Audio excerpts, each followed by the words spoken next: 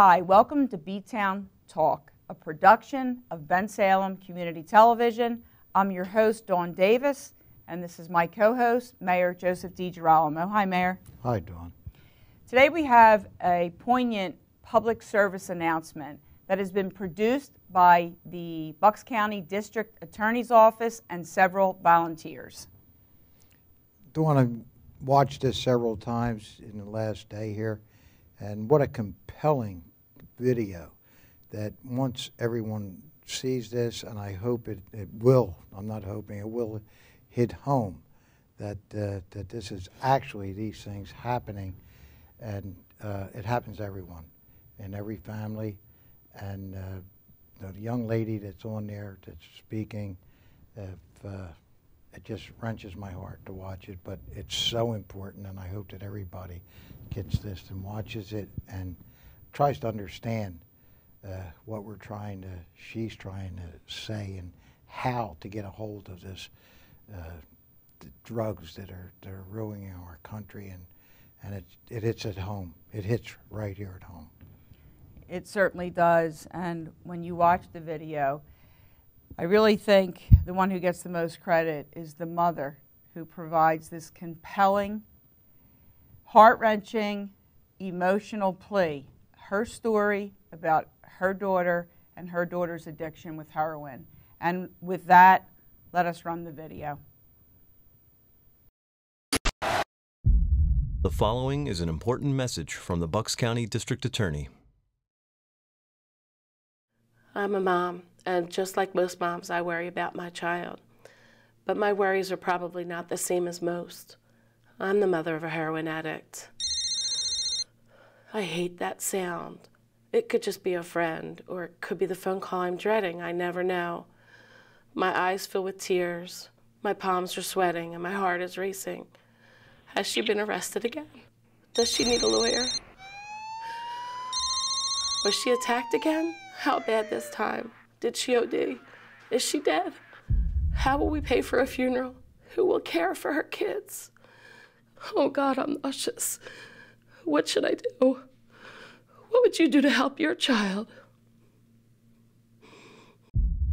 Heroin Kills. It is a matter of life and death.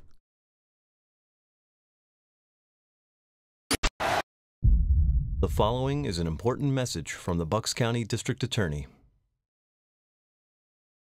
I have read that children of parents who talk to their teens regularly about drug use are 42% less likely to use drugs than those who don't.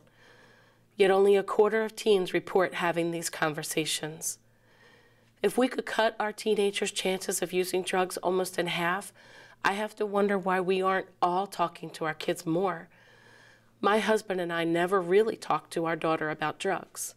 I'm sure we had conversations surrounding them, but it certainly wasn't something we did regularly. Having never used illegal drugs in our lives, we thought that we were leading by example. We thought living in a nice, safe neighborhood would shield her from the dangers of drugs, and that being a happy, loving family would give her the confidence to not need a crutch. We thought that being doting, devoted parents who supported her every endeavor would keep her on the right path, but we never regularly talked to her about it. We never told her about having close family members who are themselves addicts, made her predisposed to becoming one herself. My daughter is an actively using heroin addict. She didn't start using drugs until the age of 21, when a dentist provided her with Percocet for her toothache pain. 2 weeks later, in the ER with a kidney infection, another doctor gave her more. Most likely, because of her family history, she was almost instantly hooked. She abused the pills for 2 years, and when she was no longer able to afford them, Percocet sells for up to $25 a pill on the street. She changed her drug of choice to heroin, a much cheaper opiate with virtually the same results. I have seen statistics stating that heroin has been proven to be 50% addictive to first-time users. If you are crazy enough to chance it a second time, the addiction rate rises to 75%. To support her habit, my daughter has stolen every single thing of value from our home. All cash that was left lying around was taken. By cash, I mean anything from thousands of dollars to a few pennies. And by lying around, I mean in our wallets, purses, pockets, drawers, change jars, piggy banks, car cup holders, what we thought were clever hiding spots, or even locked in the safe we bought to protect ourselves from our own daughter.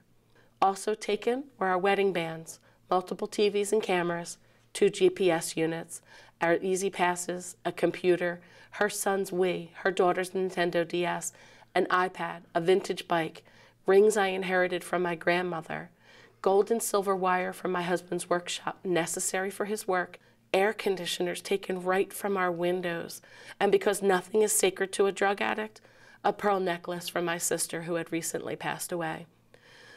Most recently, after breaking into my home, she stole a second Wii, bought to replace the first one, and her son's fundraising box of candy to sell on the street. The next week, she hoisted her 5-year-old daughter through an unlocked window 10 feet off the ground and had her unlock my doors and stole, believe it or not, food. You see, drug addicts see the value in everything. Once she was in my house and found nothing of obvious value, she had to get creative. I had just gone grocery shopping, and the receipt was on the table. She collected all the food I had bought, brought it back to the store, and used the refund for her drugs. She has maxed out my credit cards, leaving me balances and monthly payments I am unable to pay, ruining my credit.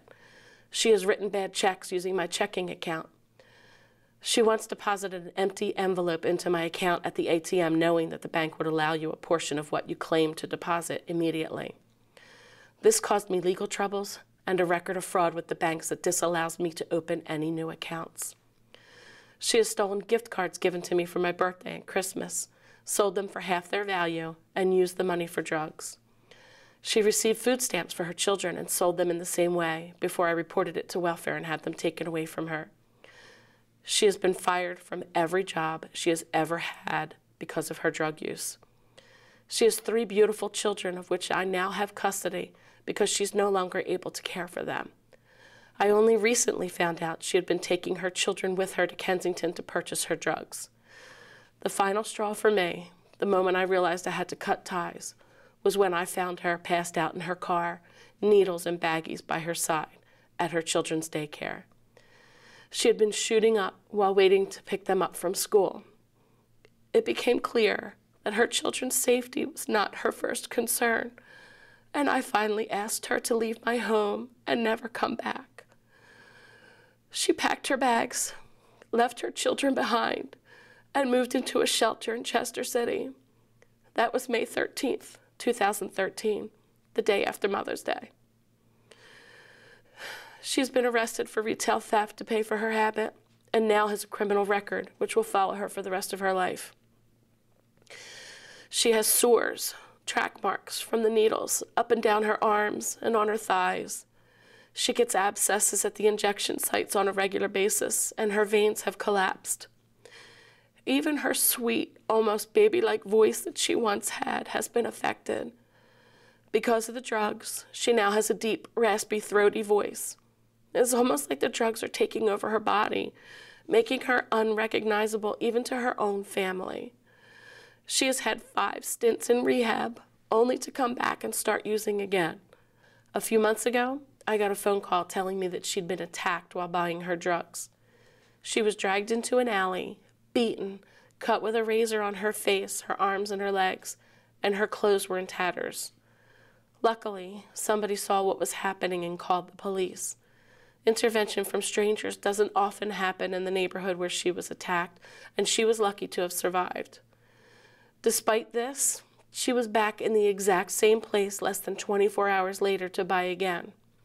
Her health is deteriorating quickly, and I have come to the grim realization that I will likely bury my only child if she's not able to beat this addiction. It is a fact that we parents of drug addicts must accept, if for no other reason than to soften the blow when it happens. These are some, but certainly not all of the daily struggles we face. I'm telling you all of this not to get sympathy, but to really shock you, to give you a tiny glimpse into the horrors that drug abuse can bring to your family. Yes, I said your family. Do not consider yourself or your children immune to this. I want to warn you that anybody, absolutely anybody, is at risk to become a drug addict. Forget all the stereotypes that you associate with drug addicts. Stop saying, not my kid and not in my neighborhood. My daughter is the antithesis of what most people think when they hear the words drug addict. She is a white, middle-class, suburban girl living in a stable, two-parent household. She was an excellent student and was involved in sports and community activities. She was well-liked, popular, and had a huge family that supported her and loved her. She was never abused or molested, and yet, here we are, all because of a toothache. Children of parents who talk to their teens regularly about drugs are 42% less likely to use drugs than those who don't. Yet only a quarter of teens report having these conversations. I am repeating that statement because it bothers me and I want it to bother you. It keeps me awake with a lot of thoughts about what if and why didn't I? I can't go back in time or change how things are now. And even though she is currently in a long-term rehabilitation facility, it may be too late to help my daughter. But it doesn't have to be for you. Go home tonight and talk to your children. Do it every night until they're sick of hearing from you. Do it until they understand the risks and the consequences. Don't assume your kids know how you feel. Tell them. Don't think they won't use drugs because they're afraid of you or your reaction. They may not have a choice. My daughter didn't. Heroin Kills. It is a matter of life and death.